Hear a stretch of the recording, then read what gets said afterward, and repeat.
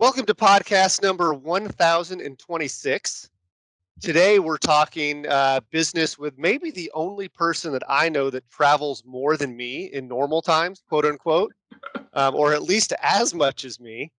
So I think you're super relevant for the conversation, and the conversation is going to be about work from home stuff and how to address it, how to make it work. And with that, I'm super excited to bring in my guest. And not only is Chris a good friend, but he's an excellent old fashioned maker, a Coors Light aficionado, and the founder and CEO of esports company Challenger. So, welcome, Chris Slovak. Thanks, Win. Appreciate being Yeah, here, man.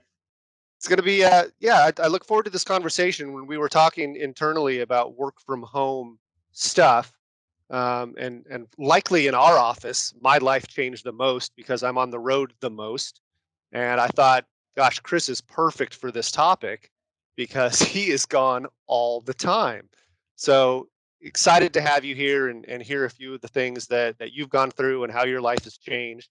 But before we get into that, and I do want to dig into your past because I think it's relevant. But if you could, maybe tell the community a little bit about Challenger, what it is, and how they can stay informed about this new company. Yeah. So I guess we're gonna get to it, but the last 10 years have been spent doing data software, and I made the leap.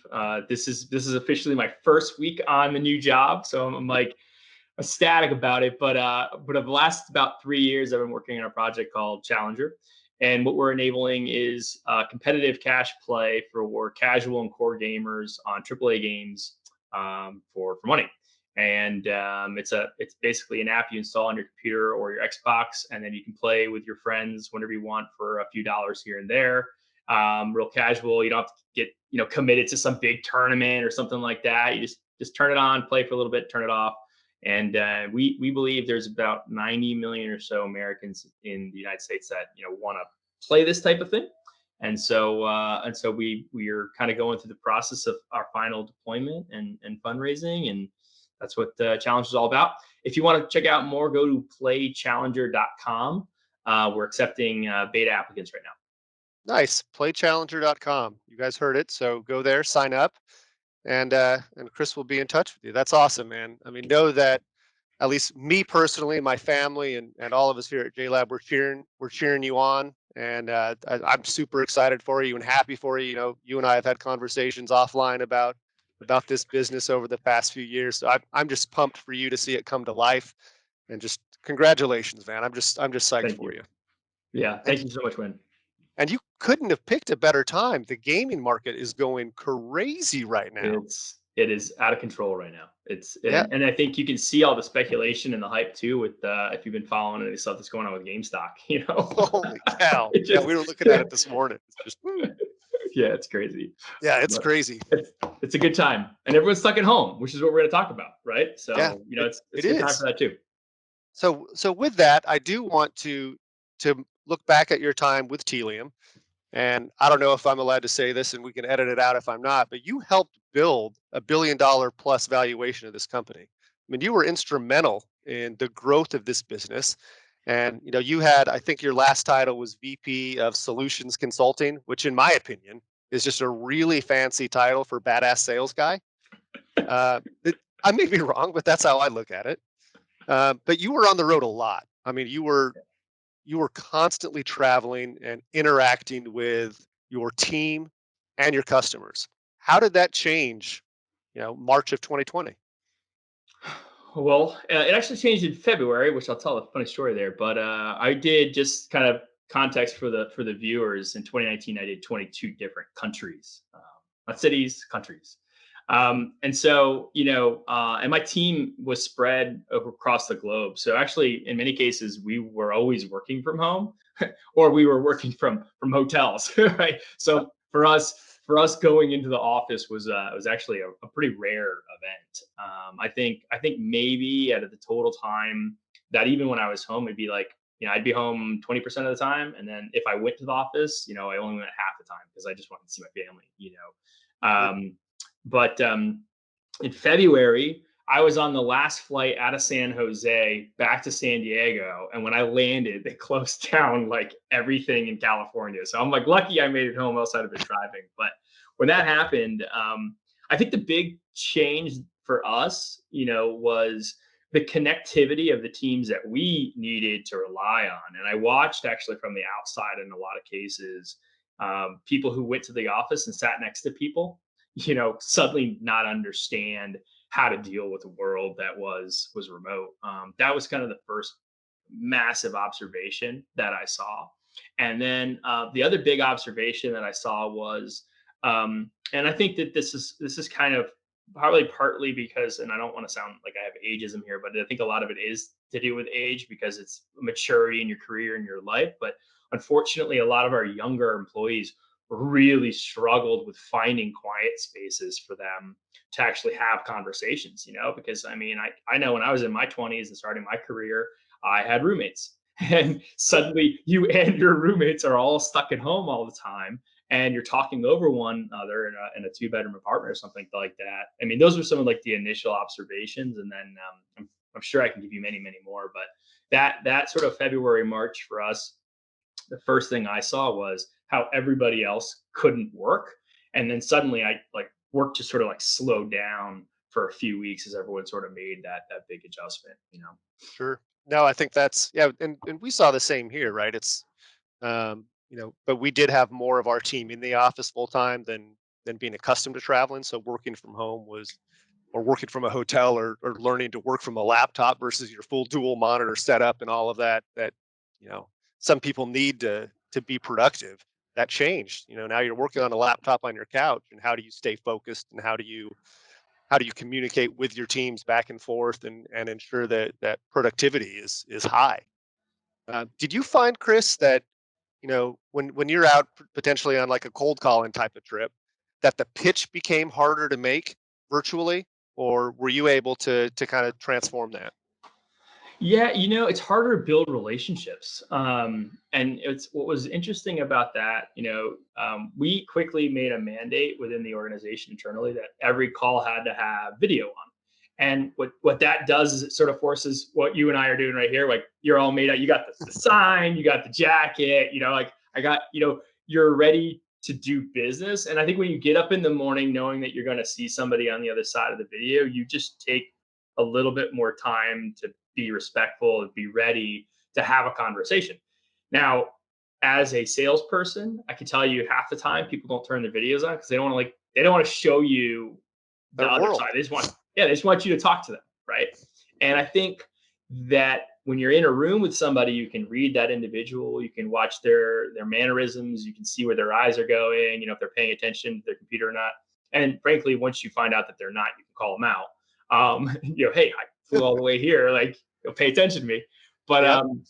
when the videos all are off and it's just purely on the phone, it's really hard to do that. It's really hard to know if people are paying attention. I mean, worse, we had meetings where there's 23 people on the line. So Sure. you have no idea if half of them are on their email or if they're paying attention. Half the time you don't get an introduction with them because when you're sitting in a room, you're like, what do you do? Right? They'll tell you what they do. But on the phone, they're like, I'm Bobby Analytics. Like that's all they'll say, right? You're like, all right, it could be like the chief data officer. And so I think for us, the pitch became, the pitch was the same and the presentation's the same and differentiate. Like none of that changed, but the figuring out if it was really like being listened to was absolutely difficult. And then and since then, even in our conversations with prospective customers, we basically would say, you gotta have your video on. Like we're gonna have our video on. And so I found that was really interesting. You see every single Telium person would have their video on and like Yeah. nobody on the other side. And then somebody would feel bad and they turn theirs on. I saw That's a that lot peer of really pressure, bad right? It's haircuts. real. That's what it is. A lot of bad haircuts though. A lot of bad haircuts. Well, I don't have that problem clearly, No, you but we had a similar kind of experience when I was working from home and communicating with people and video being off. But I was like you, I had to get dressed up. Like I wanted to feel like it was coming to work. So even though if I was just moving from my bedroom to my office next door, I had the the JLab gear on and I was head to toe ready to go like I would normally come to the office, to me it felt better, and it portrayed over video that, hey, you're ready to do something. You're not in your pajamas. I never subscribed to that theory of pajama working. It just wasn't me.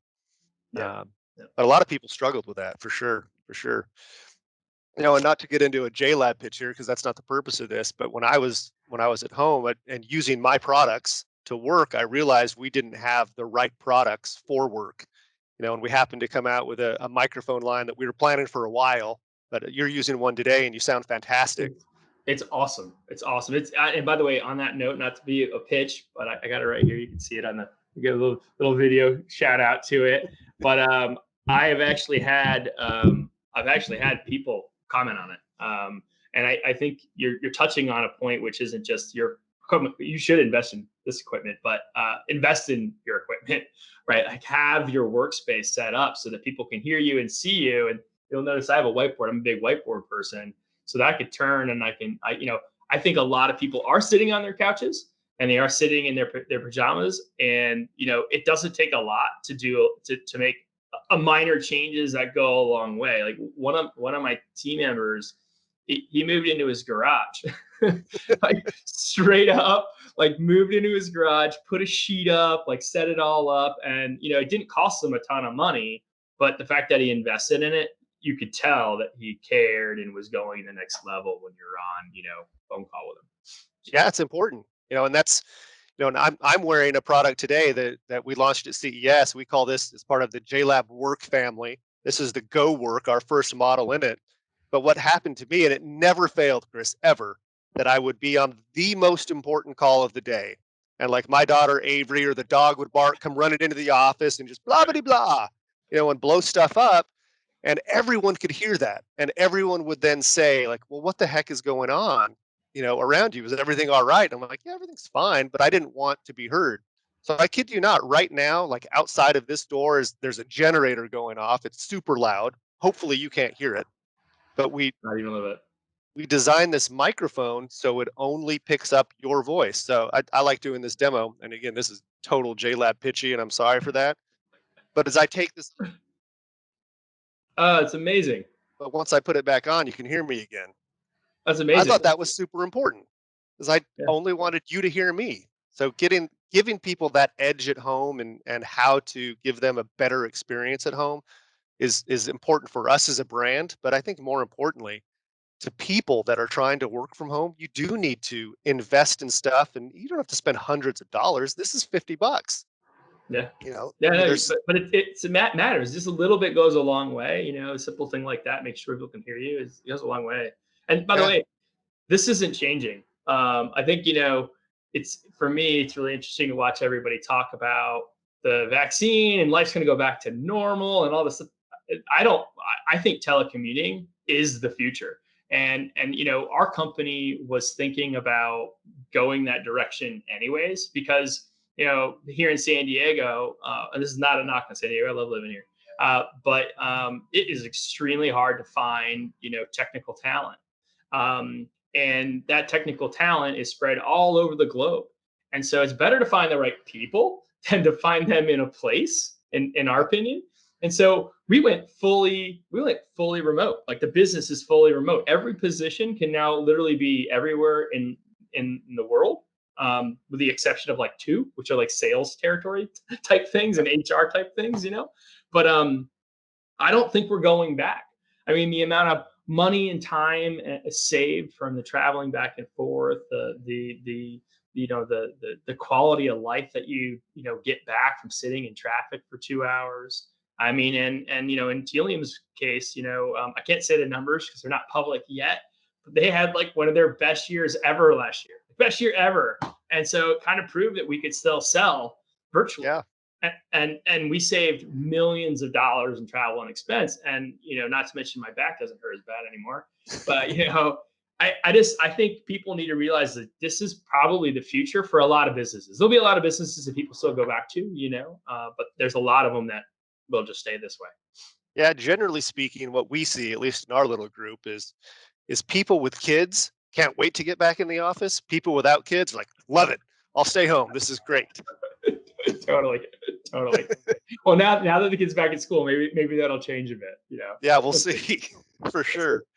But that leads to an interesting point with Challenger and kind of Yeah. flipping back to what you're doing now. And as you begin to build this team and hire this team, are you finding it more difficult or easier to kind of interview virtually without getting that kind of face to face, look in your eye, hard handshake feeling? Or have you kind of nailed the process? I haven't nailed the process yet. I've had a couple speed bumps hiring some people that I thought were going to be good and then weren't good. So in all transparency, it's not easy. This entrepreneurship thing is hard. um, but um, but we were going to build a remote team from the start. The way that I wanted to build our business is really small. Group of individuals in the U.S. They didn't all have to be together, but like we would have virtual meetups and whiteboarding sessions. Luckily, a few of them are friends of mine from San Diego, so they are local and we get together. But we wanted sort of like the kind of concept of design in the U.S. and then built elsewhere. And so we've been using a lot of resources overseas, and primarily we use Upwork, and then there's a couple other new developer, finder type sites that are out there. Yep. But with the way that we do our project management, we're big users of Atlassian and Jira Software and Confluence. So we document, and then we run through weekly scrum. So you look at the tickets, do your job, move it. And so our communication has really resolved around a set of very core project management. And I've learned in my career doing SaaS, you got to keep it super simple. It's like to do, Sure. in progress, review, done. That's it, right? No priority, no all those fancy, fields and stuff that these tools can bring. Just get rid of all that. Just keep it simple, and then everything else can be communicated through Slack. And if you follow the task list, everyone knows that that's the sort of truth of where the business is. Most of what you want to get done can get done with people all over the globe. Yeah. I think the hardest part is the ideation, because sometimes sitting down in a room and just talking to somebody like randomly, suddenly the ideas just start to flow. I think that that's the piece that we're still sort of figuring out as a team how we best do. Yep. But you know that's the fun stuff to figure out, right? That's No, like the that is the virtual fun stuff. happy hour, right? Let's have a Friday happy hour and talk through it. There's ways. Yeah, I think there's ways around that. we did that all last year, virtual happy hours, and all this stuff is important because it's not just relationships with your customers, it's relationships with your team. And how do you keep that going, right?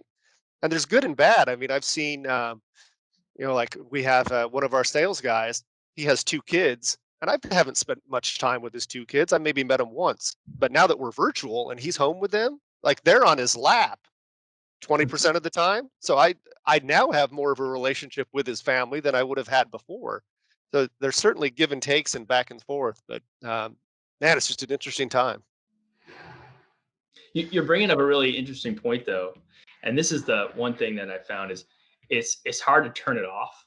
It's like nearly impossible. I mean, I'm sure that's anybody. I mean, I know you, and you never turn it off because that's how entrepreneurs are. But even when I wasn't, and I was working for Delia, I just couldn't turn it off. It's your work. You walk past to go downstairs to watch Cobra Kai. And so, it's like, do I go downstairs and watch Cobra Kai, or do what's going on with Johnny, or do I sit down and check some emails and move the business forward? And I think, honestly, like, there's part of me that is the always work, always work, always work. Hard work equals success, and I don't actually believe that anymore. I think hard work is hard work.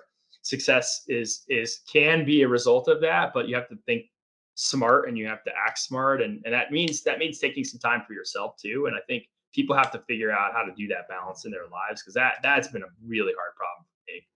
Yep. And that's actually the next question I was going to ask is, I've had a ton of struggle with balance in my life. And that is, I am always on, or at least I feel like I have to be always on. As you're building a team and scaling and growing a business, you wear every hat from IT to HR to accounting to, all of these different hats you have to wear until you have the money and the people in place to handle some of these unique functions. And early on in the JLab story, it was really hard for me to flip back to family life from work life. And how do you balance that? What do you have some things that you do as a family that gets you away from it all? Yeah, yeah. So I'm gonna go all the way back to my time at my sponsor house time and my time at Telium, because our early days at Telium, I mean, I was there 8 years. The early days there, you wore 20 hats, and then when I was at sponsor house, I had 32 people at that company, and I was like half the company. Same thing. I mean, it was we were super tiny, and you just wore every single hat. And so um, I failed. I was terrible at it at sponsor house at Telium because I just did it. And I remember one day I slept underneath my desk at the office, and Lindsay was like, "What are you doing?" This time I'm not doing that. This time I'm taking a sort of a different approach, and my approach is that the you know separate and prioritize. So focus on the critical in the mornings. Then I break it out like that. I kind of focus on the critical, the urgent, the important, and then if I have time, I kind of get to the low priority. But I don't let myself, you know, focus on everything that's urgent every single day, because what I found is if everything's because everything's always on fire, and if you Sure. think that everything's on fire all the time and all you ever do is focus on all the stuff that's on fire, guess what? The other items that you don't touch, they end up becoming the fire that you have to fight, 3, 4, 5 days later or weeks later. And so what I found was kind of towards the end of my Telium career was, look, I'll spend the first like half the day from like 9 to 12 putting out fires. And then like I'm gonna move to the backlog and try to deal with some of the other things that I know are important, because otherwise, if I don't even touch them, they become the next fire. And I think Sure. that sort of prioritization is tough, because sometimes people will think that their thing is the most important thing, and you're like, well, actually, you and 50 other people and 200 customers, right? And so it can't all be super important all the time. And I think you gotta like figure out that routine for you. I actually write everything down. I'm a big paper person, and so I just literally have a piece of paper at the beginning of the week, and I put columns in it. And Yeah. I like to kind of like keep my head together on like big ticket items, and then everything we do, we're tracking that's for people back and forth. And so like that's kind of my prioritization mentally. I come in, I look at it, I'm like, I gotta do a few of these today, and then I'm gonna do a few of this column, a few of this column. And it seems to give me a little bit of balance. Yeah, no, for sure. I mean, as a sales guy, it's your job to say yes. I mean, it's that's what you're always told. You say yes and you figure it out. The most powerful thing I've ever learned is to say no, and I can't, or that's not going to work for me right now. And the second I figured out how to say that in kind of a nice and polite way, I mean, I can tell people to, but that's just rude. So once I get the no out, it's amazing how much easier I can breathe. And it's amazing how that task that they needed help with gets done. I Yeah. mean, without me. So no, I agree, man. Prioritization is important. I like to compartmentalize a lot of things, just to focus on, hey, what's the here, the now, and the then, kind of so to speak, Yeah. Yeah. and I work that way, and just move projects from left to right.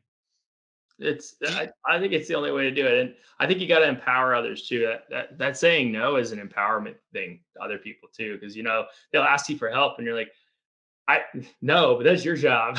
So you go get that done, and you come back to me and tell me how it showed up, and they suddenly say, I guess that is my job. And yeah, next thing you know, they create amazing results, and they're empowered by those results. And if they don't do it, then you have to hold them accountable and say, well, that was your job. And I know you came for help, but that's your job and you weren't able to do it. So then the question is it a misunderstanding? Is it a communication issue? Did you not have the resources you needed to do your job, or are you unable to do your job? And that's you start breaking things down. I kind of break problems down into four buckets. It's either it's people, process, resources, and then the other fourth bucket is like the market. But like if yep. you look at problems, it's like one of those four things. And of course, the market's like the only one you can't control, right? That's the macro, right? You just have no control over how that will work, but it's those other three you can control, Yeah. and you can put resources to or not within those buckets as you see fit. Yeah, totally agree there. As we've empowerment's a big thing here, And I think as we've worked from home over the past year, that empowerment has really kind of come to light, and showing that it works. I've never been a micromanager. That's not true. I was a micromanager, and then I realized I better stop micromanaging because I'm not going to get anything done. So I moved past that. I probably went a little too far on the other way of macro managing, which is figured out, do it, report back. But in work from home times, that has really proven to be successful because you can't, when you have an office that has every team in it, you overhear things. You're like, oh, I can provide some input there. I can provide input there. I can do something there. You just overhear it. There's water cooler chatter, right? You know it. Yep. Work from home, you don't. So you really have to rely on that empowerment tool to be successful in my opinion, from a work from home environment. Yeah, I'm with you for sure. Yeah. For sure. For sure.